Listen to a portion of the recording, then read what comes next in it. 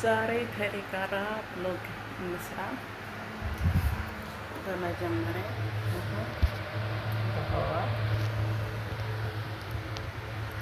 ከዛ አሳያችኋለሁ እያንዳንዱ። ርዝቅን አላህ መስጠት ሲፈልግ ማንም መከልከል አይችልም። አላህ ደግሞ የከለከላት ርዝቅ ምን ብንለፋ ከእጃችን አትገባም። የምትሰሩት ነገር ከንጹህ ልብ የመነጨ የእውነት ሌሎችን የሚጠቅም ከሆነ አላህ እናንተን የማይረዳበት ምክንያት የለውም። ያን ያህል ደግሞ ጠዋት ቡና ተጠጣ አይታችኋላ። ከሁሉም በፊት ራሴን ነው የማስቀድመው።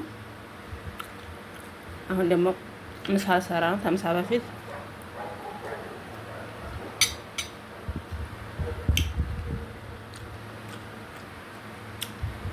ቁርሴም ማለት ነው።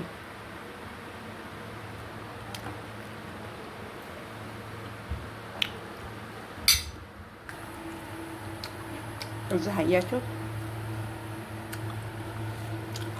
እንዴት እንደሚያምር ለብሪያኔ ጠብሰው ነው።